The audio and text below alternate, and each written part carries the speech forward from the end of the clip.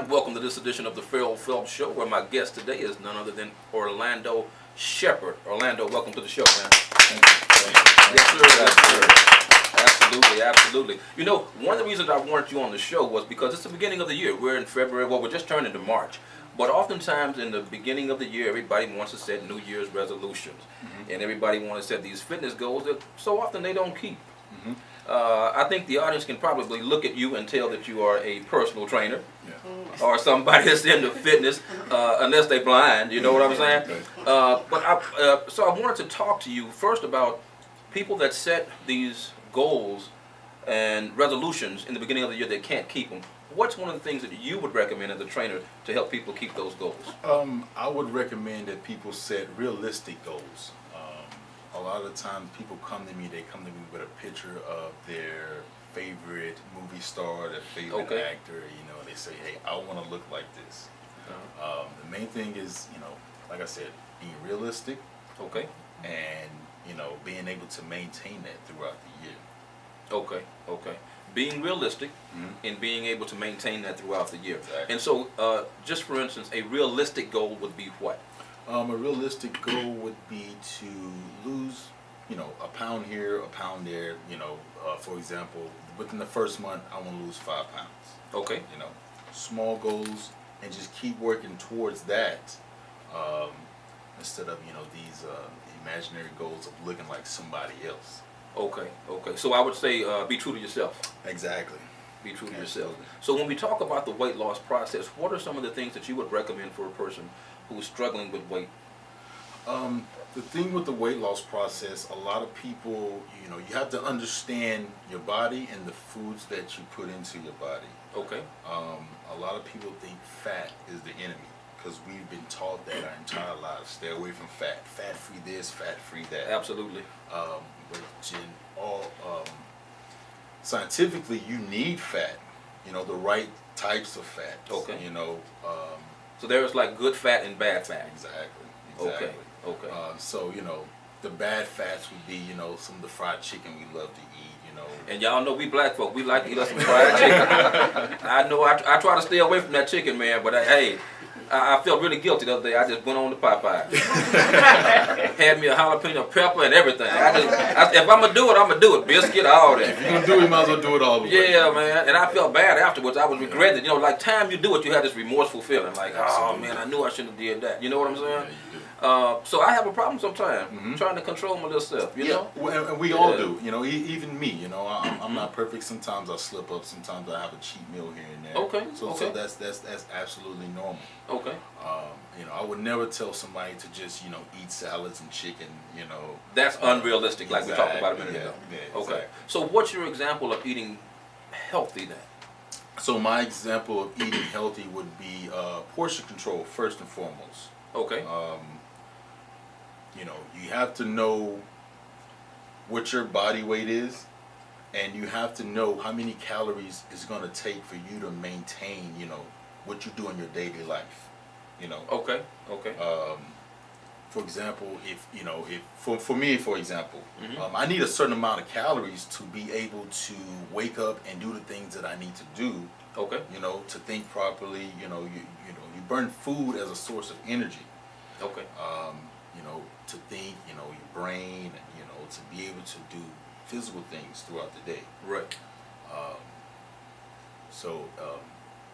I would say chicken, grilled, vegetables, fish, turkey, stay away from red meat.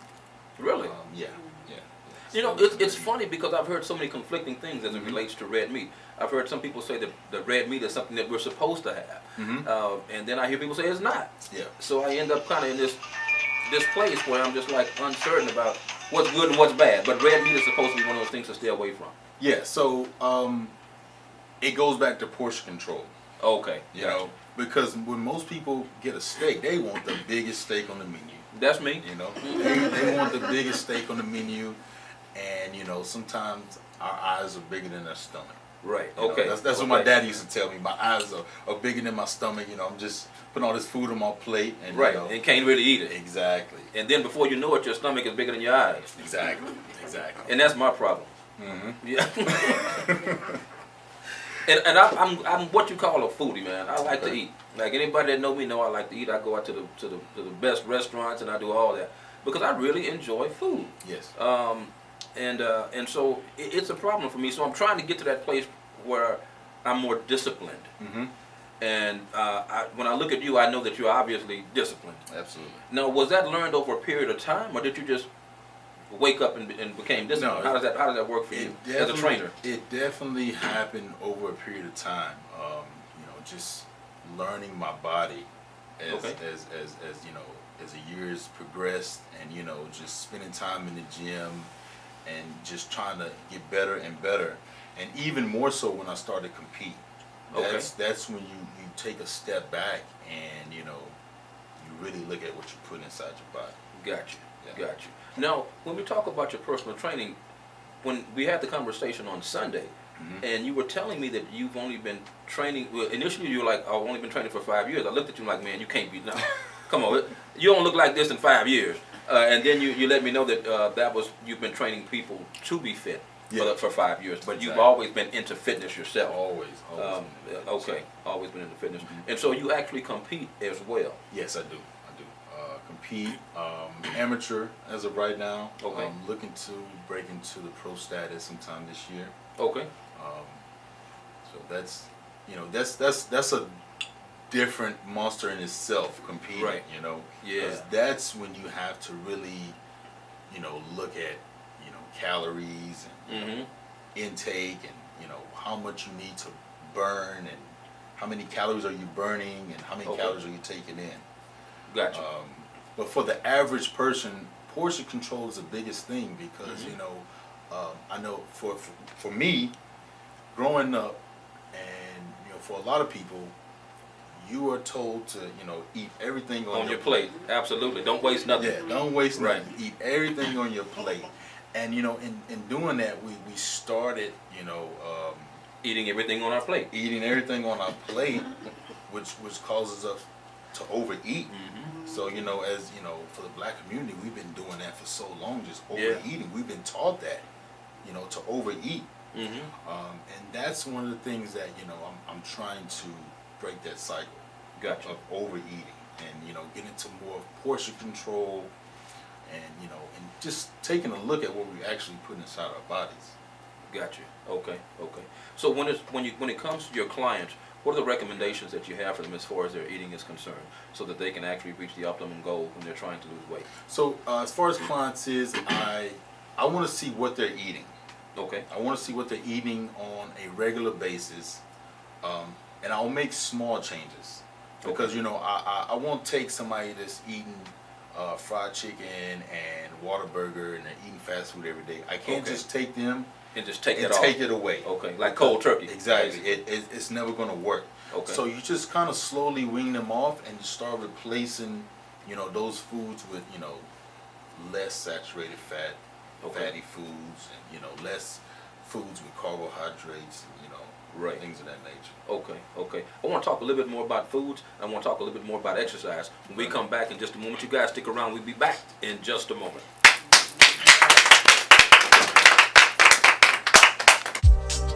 Tired of wasting time threading needles? What would you do with more time? Would you spend it with family, grow your business, take a class or travel?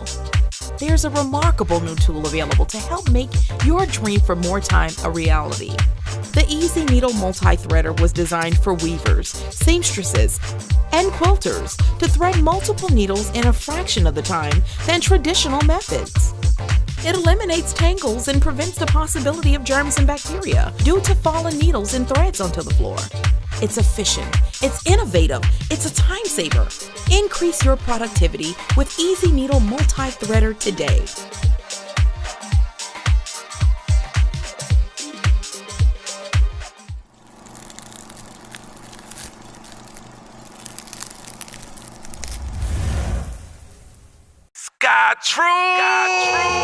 Sky Trues Custom Eyewear has taken the world by storm. In only 8 months, Sky Trues has gained the eyes of many, including celebs like Big Sean, Little Flip, Destiny's Child, Soldier Boy, just to name a few. Through custom design, SkyTruths can put your imagination on your frames. I bring to you the next big thing in Houston, SkyTruths, created by Golden Boy, the musician, the artist, the entrepreneur, and grassroots marketing genius. Be inspired. SkyTruths, custom designed frames. All right, welcome back to this edition of the Ferrell Phelps Show with my guest, Orlando Shepard. You know, when we left off, we were talking about foods and this, that, and the other, so on and so forth. What are some of the healthiest foods that people can actually eat in order to get that weight loss that everybody's trying to get right now? I would say foods that's high in protein. Okay. Foods that's high in protein, dense calorie foods. Okay. Vegetables, the right kind of carbohydrates, because most of the time people say, carbs are the enemy. I've stay heard that away from before too. carbs. Yeah. But you actually need carbs to burn as a source of energy. Okay. To be able to function. So I would say, clean carbs, rice, sweet potatoes. Okay. And not the yams that we love so much, not the candied yams we love so much, but just regular sweet potatoes. Okay. I thought I had a little segue, man. I thought I was going to be able to go and do the sweet potatoes. I had my little sugar on there and called it a day. You know what I'm saying? And that's it. I mean, it's very simple. I mean, just stay away from the fried foods and, the high and saturated foods, and just, get in the habit of reading the nutrition facts on the foods that we buy at the store. And so often we don't do that. We just buy what we want to buy and never really consider the nutritional facts that's on the back. And I know for me right now, it's kind of hard to even read it, man. I'm like, I can't even see this here. You know what I'm saying? And so, but yeah, that is important. We read the nutritional facts so that we'll know what we're getting. And also, like you said, we need to eat clean. Yes. And get away from the red meats. Things that are better for you are like chicken and fish and vegetables. Yeah, exactly. For the most part, are also very good. I know green vegetables tend to be good for you as well. Absolutely. It's very important that we have green vegetables. Now, we've talked about food, we talked about diet and things like that. Let's talk a little bit about exercise. I wanted to particularly talk about seniors and senior citizens. How does the senior stay in shape? What are some simple things that they can do on a day-to-day basis to help them stay in shape? Okay, for senior citizens, I typically base exercises around their heart rate. Getting their heart rate elevated and just keeping it there, and then just kind of bringing it down. Whether it be on a treadmill or walking or some strenuous exercise. Nothing crazy, but progressive overload. Meaning that you start with 5 pounds, lifting 5 pounds. Okay, just kind of light. Yeah, and then you move up to 10 pounds. You do that for a while. Then you move up to 15 pounds. And then you go back down 5. You go back down to 10, and then you go back down to 5. Okay. But for the most part, it's getting the heart rate up, because a lot of people, I see a lot of people with this the Fitbit deal or whatever, and they count their steps. So at the end of the day, they say, "Oh, I walked 10,000 steps." Right. It doesn't equate to you burning calories because your body is used to doing that. Okay. And that's the thing with our bodies. Our bodies are very smart. Our bodies are so quick to adapt and to adjust to what we're doing. So you've been walking all your life.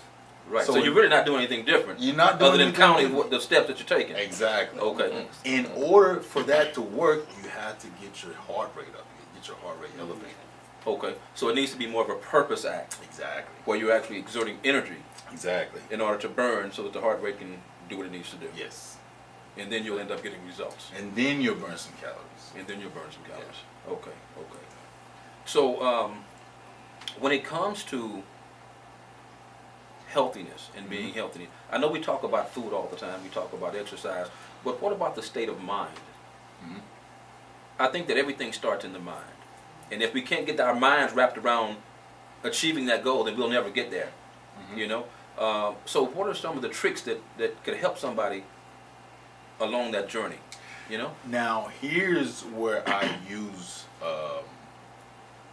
where I ask that person, who's someone you look up to that, what's a body type that you're going for? What's the body type, that you're striving for? What events that you have coming up that you need to get ready for? And from what I figured, for most women, it's usually a wedding, a friend's wedding. Trying to look cute for a minute. Exactly. And that usually motivates them. Right. And the thing where being a good trainer comes into play is once they achieve that, is helping them to stay in a good place mentally to maintain it. Gotcha. Because soon as they get to where they, where they want, they're like, okay, well, I can relax. Yeah. No, it's not time to relax. It's time to, to be consistent. Yeah, exactly. Be consistent. And that's the key to everything.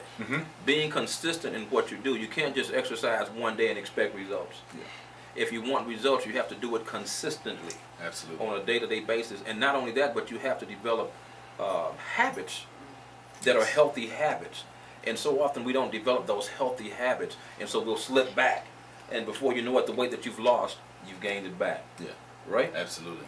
Orlando, I want to know how people can get in touch with you. You can get in touch with me by email, orlando.shepard@gmail.com, for any questions, inquiries about training, anything dealing with fitness, diet, supplementation. You can contact me there. Okay. Yeah. That's pretty much it, huh? Pretty much it. I want you to say it one more time for the listening audience. Orlando.shepard@gmail.com. Orlando.shepard@gmail.com. Now, you also have a Facebook page as well, right? Yes, I do. Facebook is Orlando Shepard. You can find me there. And they can find you there. All right. Now, Orlando, I couldn't help but to notice you walked in here with something in your hand, man. I did. And I was just a little curious as to what it was. I'm just nosy like that, so I didn't know. So what I did was this is actually a picture of me. I see. So and this is something we just started called Scary Gains. Okay. Because when most people are scared.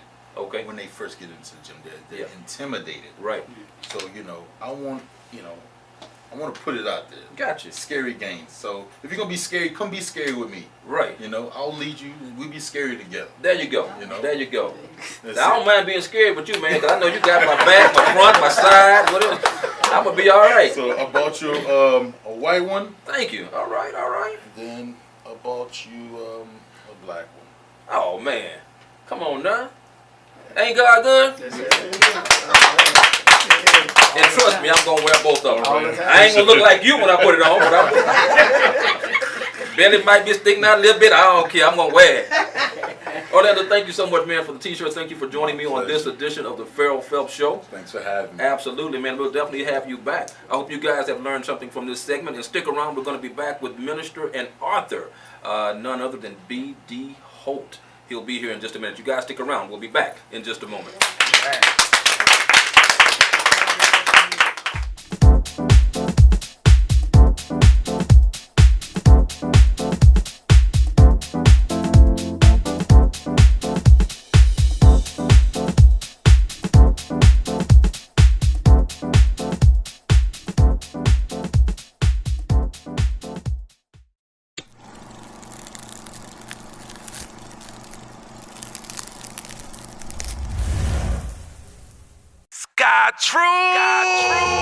Sky Trues Custom Eyewear has taken the world by storm.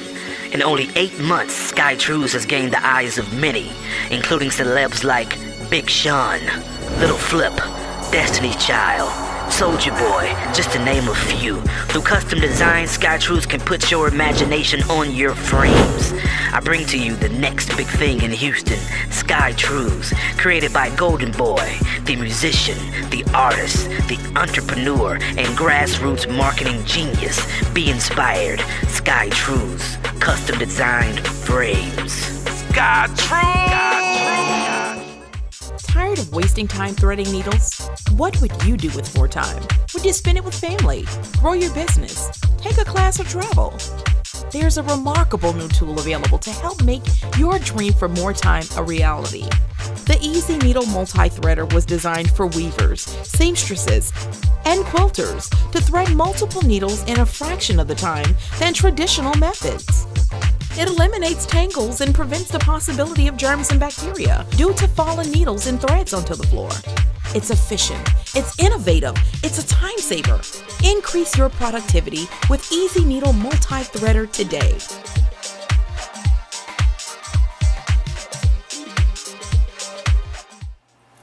All right, welcome back to this edition of the Ferrell Phelps Show. As I promised, my next guest would be Mr. B.D. Holt. Welcome to the show. Thank you. Absolutely. You know, I was really looking forward to this interview, man. Thank you. You know, we've had a chance to exchange some, internet messages back and forth, Yes. this, that, and the other. And when I read the story, I was really excited about it. Now, you've actually penned a book called Preaching Under the Influence. And when I read that title, I'm like, wow. Instantly, I was drawn in to find out what type of influence this man is talking about. Preaching Under the Influence. And it's a very interesting read with a lot of information. It's basically about your life. Correct. And I want to start with your childhood Okay. and growing up, this, that, and the other. Now, you are a product of an interracial relationship. Yes, that's correct. Right? Yes. Okay, and so you're biracial, and I know that was one of the issues growing up that you had. Tell me a little bit about what that was like dealing with that. Okay. First, I'd like to thank you, Ferrell, for having me on your show. I'm delighted to be here tonight. Growing up, Thank you. you know, my father is black and my mother is white. Okay. And in the 70s and in the 80s, it had a different meaning then than it does today. Right. And I can recall many times at a young age kind of fitting in more with my white friends when I was Okay. in elementary school. But I was always a shade too dark. So it was Okay. always kind of tough to fit in. Yeah. And I really recall when I was around my young white friends, I'd be embarrassed when my father would come around. Because Okay. when my father, a black man, would come around, you'd hear all of the racial jokes and the disrespectful wow. comments. And Okay. so that really started to play on my psyche at a young age. As I transitioned kind of into junior high, going into high school, I started identifying more with my black culture. Okay. And yet when I identified more with my black culture, I was still a shade too light. Okay.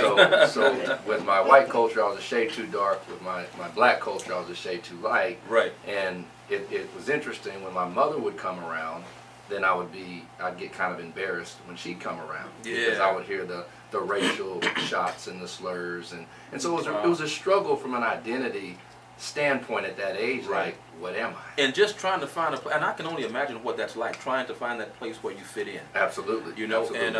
and many years ago, I had actually worked with a young man who was biracial and Okay. had the same issue. Okay. And I found it to be very interesting because he said the same thing that you said. He just felt like he couldn't fit in on the black side or on the white side. Correct. And unfortunately for him, he was born into a all-white family due to a relationship that his mom had outside of her marriage. So when he was born to an all-white family. I see. And he never felt like he fit in, and he had issues with that. And so I've heard it before. So how do you deal with that? Ultimately, how do you deal with that? Right. Well, at that age, you really don't know how to deal with it, because when somebody says, "What color are you?"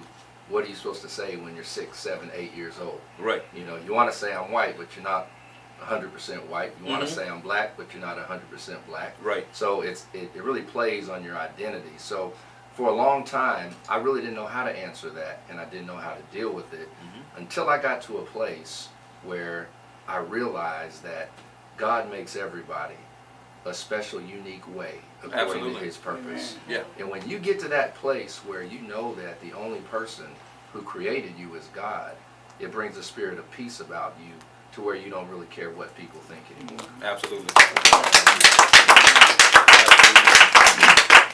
And that's really the place to be. You know, and I'm doing a project right now called The Skin I'm In. And and it's really interesting that we're having this type of dialogue on tonight, because the project is simply about accepting who you are as you are, and how we're always judged based on our exterior, Absolutely. based on the skin. People make assessments of us based on our Absolutely. skin. Absolutely. And then as a result of that, we have issues with ourselves based on people. Correct. Based on society, saying you're too light, you're too black, all this kind of stuff. And God made us all, like Absolutely. you said. That's right. And God made no mistakes. He hand painted each one of us the way that He wanted us to be. That's right. And when we're able to walk in that and know who we are because we know God created us, we can walk this earth a different way. We can walk proud, knowing who we are. And so when you can come to that place where you recognize I'm beautiful, I'm bad, I'm super, or whatever it is, right here, you know what I'm saying? Absolutely. Then that's a great place to be in. Now, as a result of you dealing with that, it kind of forced you, not forced, but as a result of it, your self-esteem was affected. Sure. And ultimately, it caused what to take place in your life? That's a very good question. And another thing to kind of piggyback on what you were saying, because I get asked that question a lot by young biracial children. What do I say? What am I? And I always try to let them know that God took some extra time when He made you. Look at yourself that way. So going forward, how do you deal with that? I was always searching for approval. And I recall Oprah Winfrey said one time that we just want to be validated. Yes. We just want to know that, hey, I matter. Do you see me?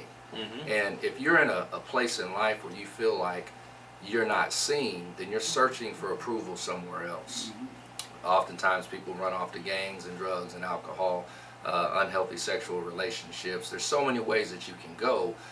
So I got into preaching, Ferrell. All right. I was 16 years old, and my grandfather, I went to him and said, I want to be a preacher. What do I do to be a preacher? And he said, you have to quote the whole chapter of Acts chapter 2, verses 1 through 47. Okay. That was his instructions to me on how to get into preaching. Yeah. So it took me about 3 months to memorize it. Okay. And finally, when I memorized it, I was getting ready for my first sermon. At 16? I was 16. And I had, remember those zoot suits? Those Yeah, long I had yellow- one. I ain't had no yellow one, but I had one. I'll never forget. I had a yellow zoot suit on, and I was ready to go. I had about 8 or 9 pages of notes. I was nervous. I was shaking, but yet internally, all I was thinking was, I hope I don't mess up. Yeah. This is my chance to hopefully get approved. So when I stepped in the pulpit, shaking, ready to go, when I stood up there, everybody was locked in on me for about 30 minutes. Okay. And I had never experienced being looked at for that long. Right. Because I was always trying to fit in with different crowds. Yeah. So when I got up there, it triggered an addiction to approval.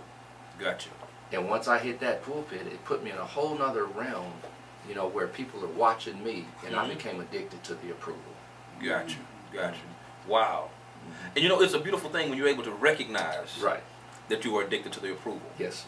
And a lot of times when we're addicted to approval, there's an origin for it. It starts somewhere. Correct. We don't just get addicted to approval. There's a reason that we are addicted to approval. Sure. And it's always based on something that has taken place in our lives some way or another. And I know for you, being biracial played a big part in Absolutely. that. We're going to talk a little bit more about that in just a minute. Okay. So everybody stay tuned. We'll be back in just a minute. All right.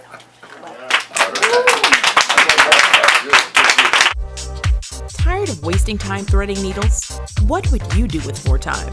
Would you spend it with family, grow your business, take a class, or travel? There's a remarkable new tool available to help make your dream for more time a reality. The Easy Needle Multi-Threader was designed for weavers, seamstresses, and quilters to thread multiple needles in a fraction of the time than traditional methods. It eliminates tangles and prevents the possibility of germs and bacteria due to fallen needles and threads onto the floor. It's efficient, it's innovative, it's a time saver. Increase your productivity with Easy Needle Multi-Threader today.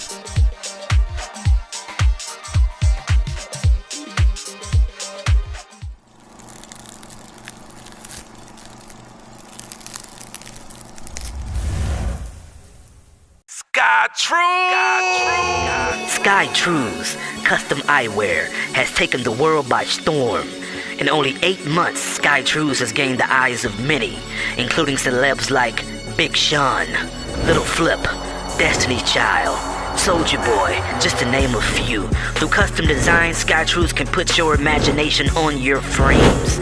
I bring to you the next big thing in Houston, Sky Trues, created by Golden Boy, the musician, the artist, the entrepreneur, and grassroots marketing genius. Be inspired. Sky Trues. custom designed frames. All right, welcome back to this edition of the Ferrell Phelps Show with my wonderful guest, Mr. B.D. Holt. Welcome back. You know, it's really interesting. We're having some great dialogue about your life as a biracial child. Yes. And what you went through, the struggles that you went through, and the need for approval that you got when you began ministry at the age of 16. Now that desire for approval led down a path of drug addiction. Yes. Tell me a little bit about how that all took place. Okay, that's a great question. So when I met my wife, we moved to California, and I was blessed to have the opportunity to preach full time for my very first congregation. Okay. And I was 24 years old. My wife was, I can't say her age, but we got married around that time. Okay. And she's watching, so I've got to be careful. Oh, So, all right. You can tell me off camera. yeah, there we go. So we, I recall the day I was driving a white Chevy Tahoe. We were going up the mountain to a church retreat, and I got into a car accident. Okay. And when I got into the car accident, I ended up having a 5-hour back surgery. And when I came out of the surgery, I'll never forget the day, Ferrell. This day changed my life. Okay. That I still have to deal with to this day. Yeah. When I woke up out of that surgery, first one, the nurse said, "Mr. Holt, if you're in pain, here's a morphine pump right by your bed." I didn't even know what morphine was. Okay. She just said, "Hit the pump." And so I said, okay. So I hit the pump, and that took me, all my problems went away. Wow. I had no issues, I had no concerns. I was in a place that I had never experienced before, and I never wanted to leave that place ever again. Okay. And she said, "Now, Mr. Holt, you hit it as needed." But I ended up hitting it every 30 seconds, every 10 seconds. You was enjoying that I hit. was enjoying that hit. I was enjoying it. But then she said, "Mr. Holt, it only works every, Yeah, 4 to it's 6 timed hours. or It's whatever, time yeah. release." But that was the day that triggered my substance use disorder. Okay. At that time, of course, the doctor stated you take it every 4 to 6 hours.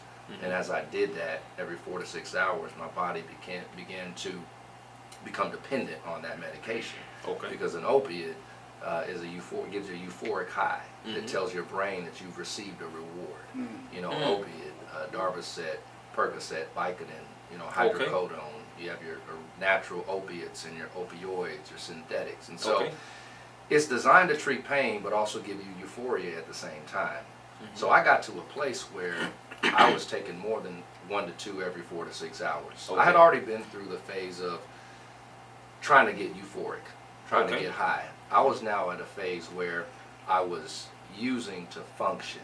And when you start using to function, you're not trying to get high, you're just trying to make it. Right. Because when you're trying to make it, your body's kicking. Gotcha. You're withdrawing, you're sweating, the shakes, the headaches, the tremor, the night sweats, insomnia, diarrhea. And so you have a state of mind, Right. let me just get my pill so that I can function. So I was at a bad place. I felt good when I took it, Right. but I was so gone. Remember, I was preaching every Sunday. Yeah. And I was on the drugs, I but was you in- preaching. I'm going to come to that. I was in the pulpit. I was in the classroom. I was counseling, Bible study.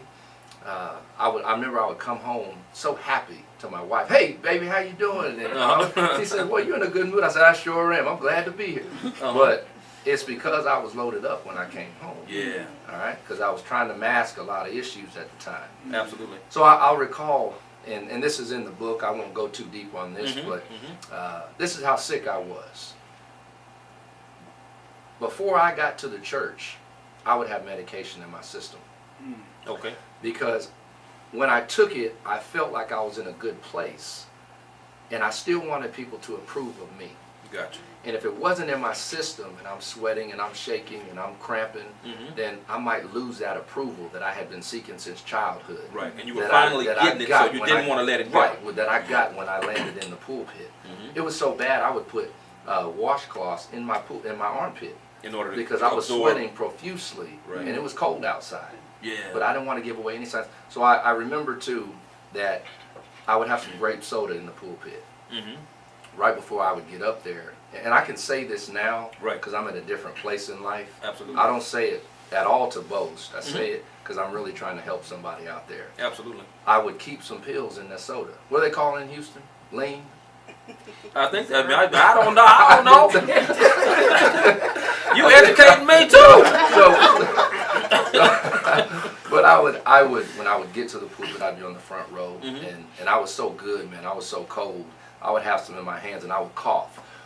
Wow. And I would knock one down right before I got up to speak, because I had to make sure I was in a good place. Yeah. When I got in that pulpit, when I felt myself going there, Yeah. when I felt those shakes, the sweats, and my speech was slurring, Mhm. all I would do is take a little sip.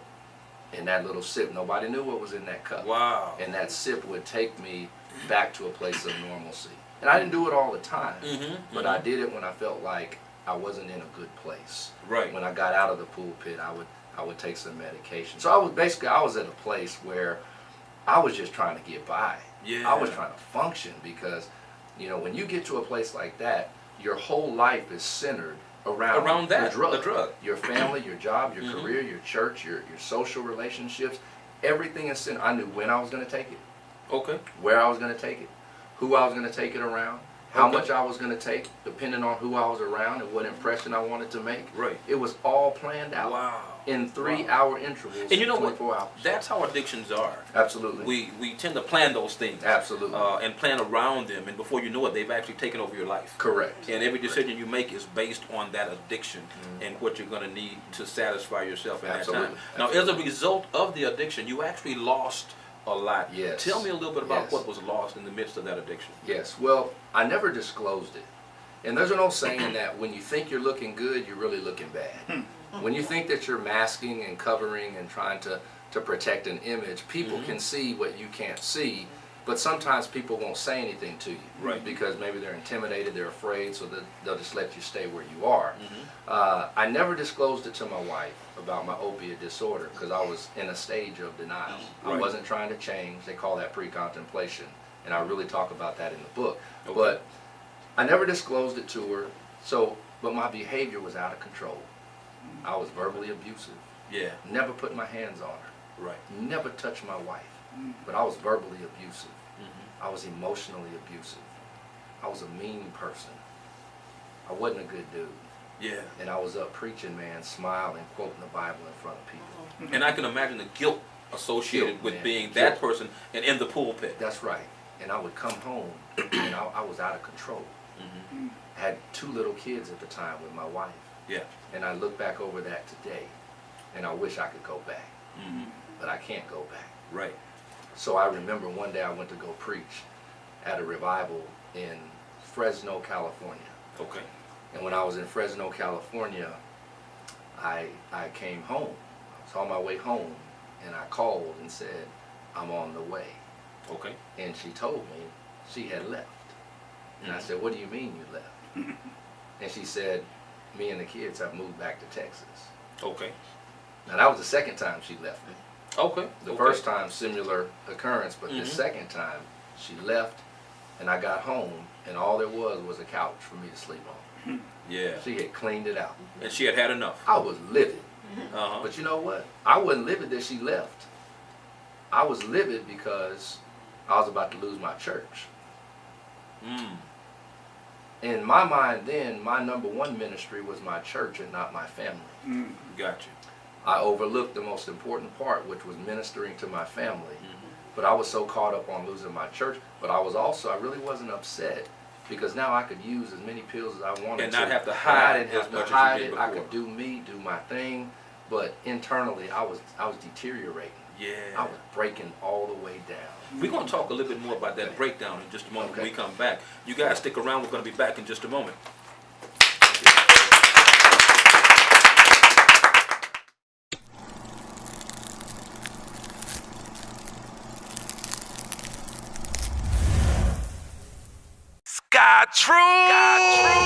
Sky Trues, custom eyewear, has taken the world by storm.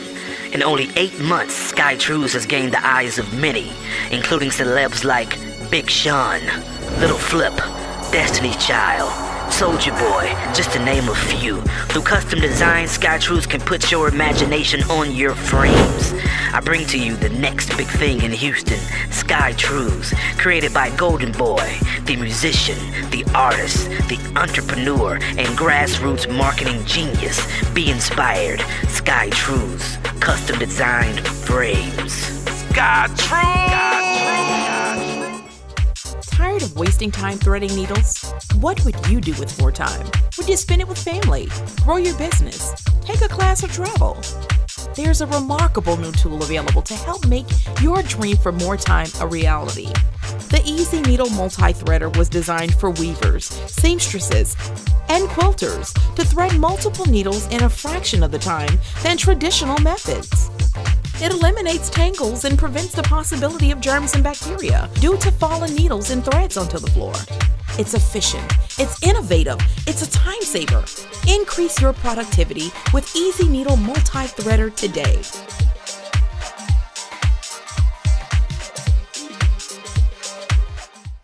All right, welcome back to this edition of the Ferrell Phelps Show with my guest, Mr. B.D. Holt. Welcome back. Thank you. Now, I need to make sure I say minister and Arthur B.D. Holt. Let me get that right. And it's easy to miss that in the midst of everything that we're talking about right now. Yes. And we were talking about, when we left, about your losses. So we know that you lost your wife for a period of time. You came home to an empty couch. Correct. You know, and in that you felt like, okay, ooh, I'm free. I can do A, B, C, and D now because I don't have to have any type of, I guess, responsibility or accountability as it relates to your wife. So you were kind of free to just do you for a minute. Yes. What was that like when you were just basically like set free? Well, it was a really short span. When she left, I had to resign From the church that you wanted to? Correct. Okay. Because I still had a little piece in me that my father taught me, that a man never leaves his family. Okay. And a man never allows his family to leave. So in my mind, I said I have to get back to Dallas. Gotcha. So the challenge was we packed up real quick. Myself and a couple other people had a couple of weeks. Had to go before the church and resign. Okay. And that was very, very challenging. You did it yourself. You actually. I did it. I got up there, and I resigned. Okay. I didn't tell the church what had happened. I didn't go into details because I wanted to protect, just the health of the church. Yeah. So I resigned, and then, to make a long story short, we moved back to Dallas. And Okay. then when we got back to Dallas, I've been a barber, for 20 years. Okay. So all I had was a barber license. Mhm. My integrity was gone. My career was gone at that time. My family was gone. My hope was gone. My Yeah. faith. I Was really challenged. felt like the God that I had tried to serve for so many years had walked away from me. I felt like he abandoned me. Yeah. And I went back to Dallas and had to sleep on my grandmother's couch because I couldn't even go home to my mother and father, who were Yeah. 30 minutes up the road. I had that much shame. Yeah. And so when I got there, would you like me to keep going? Or? Yeah, absolutely. Okay, when I got there, started cutting hair, and I was cutting, still taking the medication. Okay. And it got to a point, I had a tooth surgery when I was really young, and I had a foreign object in there from a procedure that they did, like a screw. Okay. So I would use that as an excuse to go get a 30-day supply. Got you. Like you're in So pain because that's of right. it. So I would go in, I remember one time I spent $1,500 in the emergency room just to get a 30-day supply and put it on a credit card because that's how bad I wanted it, and it was Yeah. gone in about 4 days. So I would always go in and say my tooth is hurting. They take an X-ray. They give you the 30-day supply. Gotcha. And so it got to a point where I started, they call it doctor shopping. You're going from one doctor to the next, this doctor, that doctor. So nobody catches on to what you're actually Right. Well, and at least you think they're not paying attention. But the And records. The record. But at that time, when you're in that addiction, doing. you're not thinking that way. Right. So finally, one day I went to get some medication. I'll never forget. It was a doctor's office in Mesquite. It was a dentist. Okay. And I was cold, man. I was cold-blooded. You had your game I down, had the game down. I knew where to go, what to say, Okay. how bad to swell my mouth up like I was hurting. Mm-hmm. So they told me, we can't give you any more medication. And I was really upset because I told them I was in pain. Right. But they knew I really wasn't in pain because they've been tracking me Yeah. everywhere Yeah. I did. They don't peep the game at this point. They peeped the game. And so Cutting hair, and I look back on this now with guilt and shame that I was buying it off the street. I never transitioned into heroin, and they're in the same family. They're opiates, but I was buying pills off the street, and of course it was a lot more expensive. But that's how deep I was. Right. I had to have that medication to function. Stop going to church. Okay. Wasn't preaching. I'd sneak in a church where no one knew me, sit on the back row, and I'd still have some pills in my pocket while the praise leader's up there singing and the preacher's up there preaching. Right. Because that's where I was at that time. And that's the power of addiction. Right. And that's why it's called an addiction, because you really don't have any control over it. That's right. And how you behave with it is something that a lot of times there is no control. Absolutely. And you're going to get it wherever you can get it. I know what addiction is like because my father was addicted to drugs. I know what it's like to go into crack houses and drag somebody out and try to save their lives. I know what it's like to chase somebody down the street in my mom's car. You know what I'm saying? So when we talk about drug addiction, that's something that I can actually identify with and talk to somebody about because I've experienced it in my life. And I saw how it tore the family apart. As a result of it in my life, I never want to try a drug because I saw the effects on the family, Absolutely. the hurt, the pain that my mom went through, my brother, my sister, everybody, because of it. So, but I also have a level of empathy toward those that are addicted, and because I realized the power of addiction. My father was a very strong man, great family guy, all that, until the drugs came into play. So I know what that's like to experience this type of thing on the opposite side. And as a result of it, I'm scared of everything. Right. If I'm hurting, I might take a Tylenol. But because I've experienced it, what I mean. Right. And that's what it's like. Now, another thing that you talk about is challenge your denial. Tell me a little bit about what challenging your denial is. Okay. And before we do that, I think you said something really, really powerful and important. That there's a difference between sympathy and empathy. Absolutely. A lot of people who sympathize, they feel sorry for you. I hope you get better, so forth, so forth. So I feel, me being the victim. That's not what helps. Right. But what helps is empathy. Empathy is I'm going to get out of myself and put myself in your eyes and try to look at your situation from where you are. Absolutely. And if I can look at your situation from where you are, I'm not going to be as judgmental because now I'm looking through your eyes of where your struggle is. Absolutely. So going back to your question, challenging my denial, there's what we call 5 stages of change. You got pre-contemplation, contemplation, preparation, action, and maintenance. And these stages of change are appropriate for any behavior that you're working on. Okay. So the first stage of change, and I have them laid out in the book that we'll talk about, pre-contemplation, that's where you're kind of in that state of denial. You're not trying to change. You don't want to hear what people have to say. You're defensive. You get upset. You get mad when somebody challenges you because you're not trying to change. Yeah. So I was in that place for a long time where I didn't want to hear what people had to say because I still wanted to get high. And so I battled with that pre-contemplation. And a lot of people who are watching are in pre-contemplation right now. They're dealing with an issue, whether it's pornography, gambling, sex addiction, drug addiction, shopping, diet drinks. They're in that stage where they don't want to change because it's kind of a state of denial. So your question was, how did I challenge that? Well, I recall there's a scripture about a man who was laying by the poolside in John chapter 5. And I said I wasn't going to preach, but I feel Go ahead, you're a minister, you got the right. Go ahead. But there was a scripture about this man who was sick for 38 years, and he was sitting there, Wanting somebody. stuck, and I was stuck. Number 2, he could see where he wanted to go, but he didn't know how to get there. Yeah. I was stuck in this lifestyle, this addiction that was just tearing me up. And I knew where I wanted to go. I could see people smiling and having fun and enjoying life. And I wanted to get there so bad, but I didn't know how to get there. Right. So I stayed in that moment of, how do I get there? And then the Lord came up to him and said, do you want to get well? Now, a lot of people had asked me, do you want to get well? But I may have said yes to get them off my back. Temporary fix. Temporary fix, but I really didn't want to get well. Mm-hmm. But finally, I came to that place in my life where I had a conversation with the Lord when I was laying on a couch in a church office where I was preaching again, sweating, dripping, withdrawing. Back to where you were. Secretary out in the office, doors locked, and I'm supposed to get up and go preach. And I asked the Lord, I said, I'll never put a substance in my mouth again if you will just get me out of this. Now, I'm not saying this works for everybody. Right, because everybody's different. Did I want to get well was my challenge of the denial. And until you come to a place in your life where you want to get well, right, then everything else is just talk. Absolutely, absolutely. And so that's where I was. And yeah.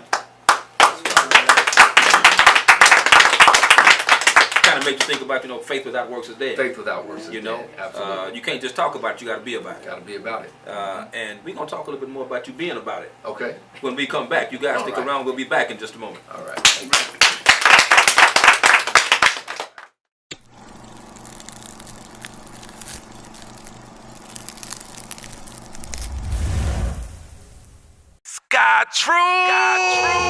Sky Trues Custom Eyewear has taken the world by storm. In only 8 months, Sky Trues has gained the eyes of many, including celebs like Big Sean, Little Flip, Destiny's Child, Soulja Boy, just to name a few. Through custom design, Sky Trues can put your imagination on your frames.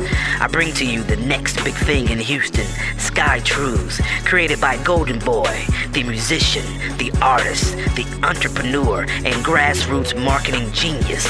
Be inspired. Sky Trues, custom designed frames. Sky Tired of wasting time threading needles? What would you do with more time? Would you spend it with family, grow your business, take a class or travel? There's a remarkable new tool available to help make your dream for more time a reality. The Easy Needle Multi-Threader was designed for weavers, seamstresses, and quilters to thread multiple needles in a fraction of the time than traditional methods. It eliminates tangles and prevents the possibility of germs and bacteria due to fallen needles and threads onto the floor. It's efficient, it's innovative, it's a time saver. Increase your productivity with Easy Needle Multi-Threader today.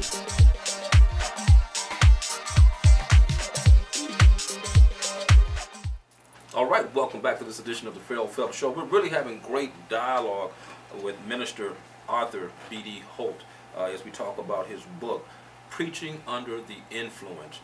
Man. A minister's struggle. A minister's struggle. And I think the beautiful thing about anybody's ministry is being able to tell your truth. Right. And so often when we think about preachers or ministers, we don't think that they have issues because they're a preacher or a minister. And when we can talk to a minister and relate to a minister based on the situations that he's been in, it helps you to be a more relatable pastor and or minister. I feel like I can talk to you because you've been transparent. And I think that's a beautiful thing. Now, from all of this experience that you've had, being addicted, this, that, and the other, feeling less than, and many times because you were biracial, has led you to a place where you actually have become a counselor. Is that correct? Yes, sir. All right. So now you're actually helping people that have been through what you've been through as well. Absolutely. Tell me a little bit about that journey. Absolutely. Well, I actually went to school to get my license in chemical dependency counseling, which is called an LCDC. Okay. And so I went to school, and then I did a 300-hour free practicum, and I did it in the prison. Okay. And then I had to do a 4,000-hour internship, and I had to pass a state/national exam. Okay. So when I did my internship, passed my test, I became a licensed chemical dependency counselor. Some states it may be an alcohol and drug counselor. There's different names, Gotcha. but it's the same practice. Mm-hmm. So I've been working in the prison system for 3.5 years. I'm in another treatment center now. Okay. And when I was there, I had a wonderful, wonderful friend who was a director who shared with me, Brandon, if you don't become transparent and share your truth, you're still going to be stuck in your pre-contemplation. Okay, that state of denial. Okay. She said you need to tell them about your mental health disorder that was triggered by your substance use disorder. Okay. You need to let your church know. And when I let them know, Ferrell, everything changed. Ministry had a different meaning. I had people coming to me saying, hey, me too. I'm there now. My family's there, so forth. That triggered the book. Maybe I ought to share a story. There's a lady named Sharon Whitaker. Okay. She pulled me to the side and said, Brandon, you have got to write a book. And so that journey started on the book. And Nikki Taylor, who's my creative director, I know she's watching now, she said, if you write this book, you need to go all in. Don't leave anything out, go all in. So we wrote the book, Preaching Under the Influence, A Minister's Struggle. But it's not under the influence of the Holy Spirit. It's under the influence of a mood-altering substance. And so I wrote the book, and the book is actually scheduled to release on March the 15th. And the book goes into a lot more detail of what we talked about today, and it's not designed to just sell a book. This is designed to serve somebody. And this may not do anything for a particular person, but everybody knows somebody who's battling with some type of addiction, some type of issue, a mental health disorder, an identity issue. So this was designed to target those who have identity struggles, those who have substance abuse struggles, those who have mental health disorders. But it also shows you how to get out. There's a way to get out. And that's what's good, you know, because we don't want to just hear about the problem. How do you get out?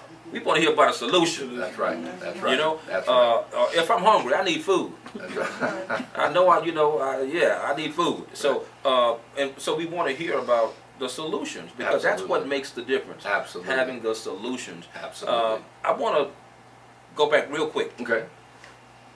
When we talked about your wife leaving, and all that's been restored. Yes. All right. Tell me real quickly about that restoration. You know, I got a call from my son one day. I was, in a bad place in Dallas, and my son called me, and it's a really tough story for me to tell. Okay. But he called me on the phone and said, Dad, when you coming home? And that did something to me, because he's my namesake, Brandon Jr. And something hit me and said, I've got to go take care of this young man, because he doesn't have a father, and I don't want him growing up needing to think he needs approval from somebody else. And then he's off into drugs, alcohol, relationships, because I wasn't around. So that changed me. And still to this day, I kind of joke with my wife if she put him up to it to get me to come back. But it worked. It worked. But yes, we did reconcile. It's never perfect.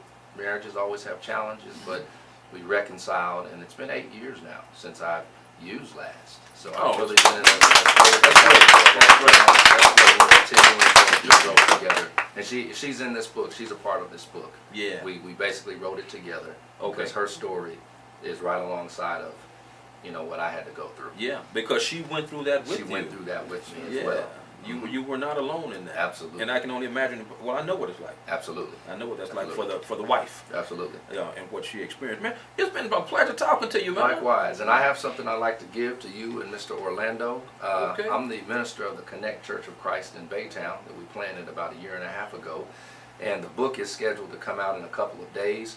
The book is not out yet, so those who order today, we have what's called a book plate. And the book plate, I will sign this for you today, and when your book comes in the mail, you peel it off and you stick it on the inside of the book.